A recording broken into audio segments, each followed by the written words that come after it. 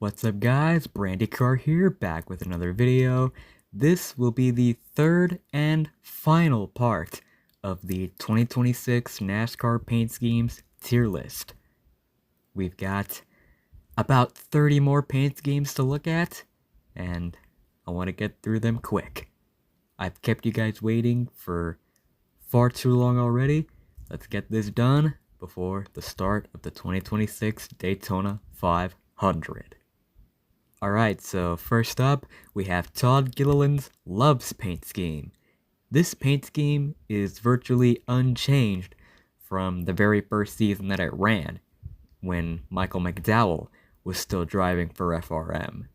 I gotta applaud them for their consistency. There's really been no need to change the Loves paint scheme. It's good as is. And so, I'll put it in the good tier. Next up, we have Todd Gilliland's Dario paint scheme. At least I think that's how you're supposed to pronounce it. Anyway, red, white, and green on this one. No strong feelings about this paint scheme one way or the other. I'll put it in the passable tier. Next up, we have Riley Herbst's Monster Energy paint scheme. Better than Ty Gibbs's, that's for sure. The green highlights on this one automatically make it better than the bland Ty Gibbs paint scheme.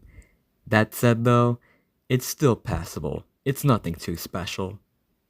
Next up, we have Chandler Smith's Mateus Lumber Quick Tie paint scheme. When this paint scheme was first revealed, I took a dislike to it, but now that I've gotten to take a longer look at it, it's grown on me. It's not bad at all. It's passable. Next up, we have Zane Smith's Aaron's paint scheme. It's so great to see Aaron's back as a sponsor in NASCAR. And their paint scheme is honestly not too much to write home about. It's not bad. It's not good. It's fine. It's passable. Next up, we have Zane Smith's Long John Silver's paint scheme. I was very indifferent to this paint scheme for the longest time, but now that I own it in diecast form, it's grown on me a lot, and now I actually really love this paint scheme. It looks really good. I'll put it in the great tier. Next up, we have Zane Smith's Mystic Lubricants paint scheme. I was not the biggest fan of the color combination when I first saw this paint scheme, but now I think it's fine. It's not the worst thing in the world. It's not the best thing in the world. What it is passable. Next up, we have Justin Allgaier's Traveler Whiskey paint scheme. Looks like they're going for a more old school look this year. It looks just as good, if not better, than the paint scheme they ran last year. I'll put it in the great tier. Next up, we have Cole Custer's Haas Tooling paint scheme. You can never go wrong with a Haas paint scheme. I believe it's the same one that they drove last year. However, this time it's on a Chevy body, and it looks just as good on a Chevy body as it did on a Ford body. It's going in the great tier. Next up, we have John Hunter Nemechek's Pi Barker paint scheme. The more I look at it, the more it just makes me think of Eric Jones's Advent Health paint scheme. It's kind of like when you agree to let your friend copy your homework, but you tell them to not make it look obvious that they copied, and they end up making it look obvious anyway. That's the vibe I'm getting here. That said though, this paint scheme is passable. Next up, we have Eric Jones's Dollar Tree paint scheme. John Hunter Nemechek is going to be running this paint scheme too, but whenever I try to load his paint scheme into the tier maker, it wouldn't show up for some reason. I guess it was an unsupported file format, so you're seeing Eric Jones's on screen right now. But anyway, remember back in 2024 when they tried to pass this off as a Harry Gant throwback? The Dollar Tree paint scheme identity crisis was definitely a weird era. They should have kept the paint scheme they ran initially. At least that one had an actual tree incorporated into the paint scheme design. The wannabe Harry Gant throwback is going in the trash bin. Next up, we have Eric Jones's Advent Health paint scheme. Basically, John Hunter Nemechek's Pi Barker paint scheme, but with a better paint scheme design and brighter colors. It's going in the great tier. Next up, we have JJ Yaley's Built Work paint scheme. Black and red is always a good color combination, and this one is no different.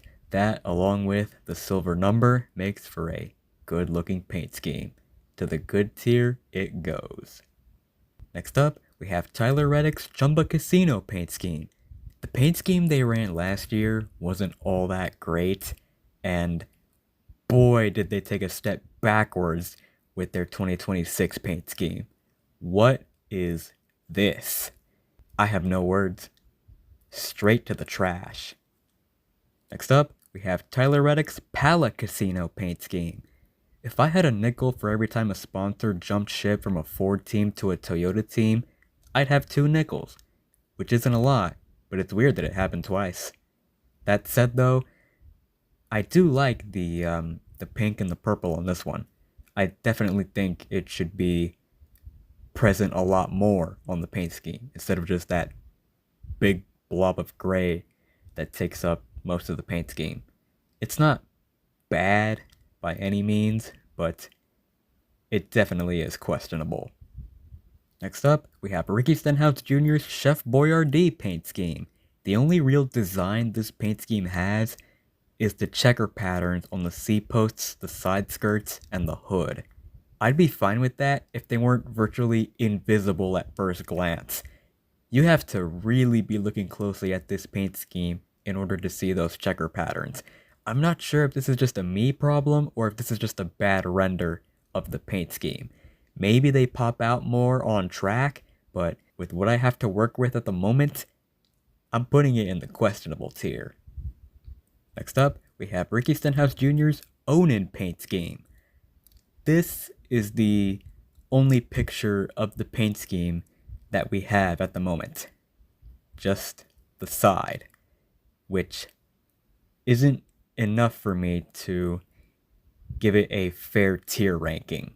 So I guess I'll go in the middle and put it in the passable tier. Next up, we have Burt Myers' Tibbetts Lumber Company paint scheme. Unfortunately, he failed to qualify for the Clash, which is a shame. It would have been really nice to see this paint scheme run in the main event.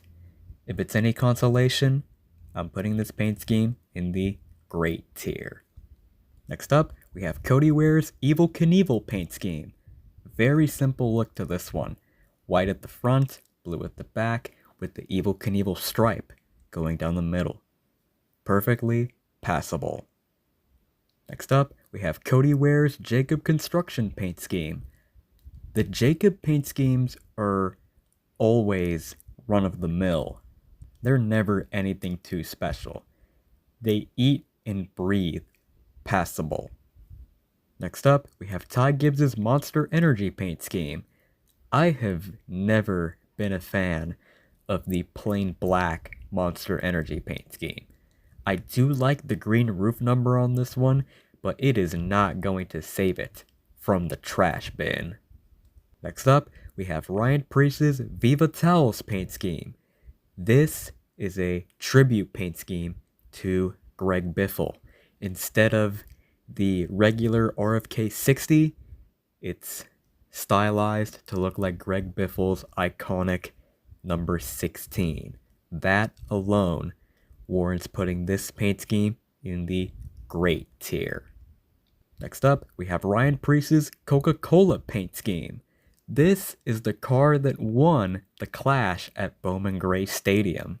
This win could not have happened with a better paint scheme. It's going in the good tier. Next up, we have Anthony Alfredo's Dude Wipes paint scheme. He was able to race his way into the Daytona 500 with this paint scheme, but he got DQ'd after post-race inspection, which definitely sucks. But again, if it's any consolation, I'm putting this paint scheme in the great tier. Next up, we have Chad Fincham's paint scheme that he ran at Bowman Gray. It almost feels like bullying to judge a small team on their paint schemes, but I gotta treat everyone equally, so yeah. Sorry, but it's going in the trash. Next up, we have Casey Mears' SI Yachts paint scheme. He was able to race his way into the Daytona 500 in this paint scheme by going full send on the last lap through a crash. He got caught up in the crash, but he still managed to race his way into the Daytona 500 because his competition, Chandler Smith and Corey LaJoie, also wrecked out. But I'm going off track here. This paint scheme is perfectly passable. Next up, we have Michael McDowell's Workforce paint scheme. I like the color contrast with the two shades of blue with the white stripes. They make for a good looking paint scheme. I'll put it in the good tier. Next up, we have Michael McDowell's Moto Casino paint scheme.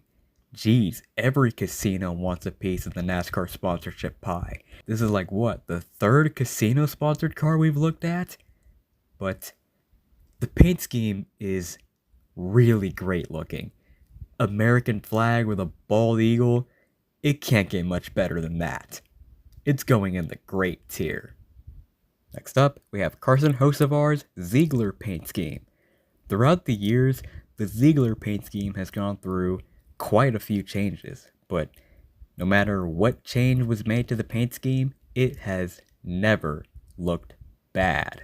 This one is no different. I'll put it in the passable tier. Next up, we have Carson Hocevar's Minor paint scheme. I really dig the color combination on this one. The red, black, gray, and neon yellow go really well together. I'm putting it in the good tier. Next up, we have Carson Hocevar's Spectrum paint scheme. A fine paint scheme, all things considered, except for that little pinch of yellow in front of the rear tire. Why is that there? It seriously clashes with the rest of the paint scheme. Without that hint of yellow, it'd be perfectly passable, but as is, with the yellow, it gets bumped down to questionable. Next up, we have BJ McLeod's Daytona 500 paint scheme. Initially, this paint scheme was sponsorless, completely black, and at the 11th hour, they were able to arrange a litany of sponsors to be on the car for the Daytona 500, which is definitely a feel-good story. And now I'm about to crap all over it because, like I said when I ranked Chad Fincham's paint scheme, I have to treat all paint schemes the same. It hurts me to say this, but I'm putting this paint scheme in the trash. Next up, we have Connor Zillish's Roto-Rooter paint scheme. Trackhouse just keeps hitting their marks with their paint schemes. Kyle Sykes is a fantastic paint scheme designer, and I don't think he's ever made a bad design for Trackhouse. They're always good. I'm putting this paint scheme in the great tier. Next up, we have Connor Zillish's Choice Privileges paint scheme. I thought Ross Chastain's Choice Privileges paint scheme in the previous video was good. This one blows it out of the water. I'm a sucker for the color orange, and this paint scheme has it in spades. I'm putting it in the great tier. Next up, we have the Trackhouse Racing corporate paint schemes. These are virtually identical except for the base colors, and I feel the exact same way about both of these paint schemes, so I'll rank them together. They're going in the passable tier. And finally, we have Shane Van Gisbergen's Superfile paint scheme. I'm not sure what this company is, but judging by the paint scheme, I'm guessing it has something to do with power or electricity or electronics. Something along those lines. I really like that little character with the shield on the side of the car. I'm not sure if it's like shooting lightning or shielding itself from lightning, but I just find it really cool. I'll put this paint scheme in the good tier. And finally, after months of deliberation, here is the definitive 2026 NASCAR Cup Series paint scheme tier list. Do you agree with my rankings? If not, how would you rank these paint schemes? Let me know in the comments below. If you want to see more of me, be sure to follow all my socials, like my Twitter, my Instagram, and join my Discord server. Links to all those are in the description down below.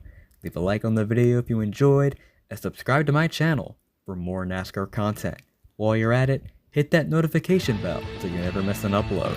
Thank you all so much for watching. That's it for me. Peace.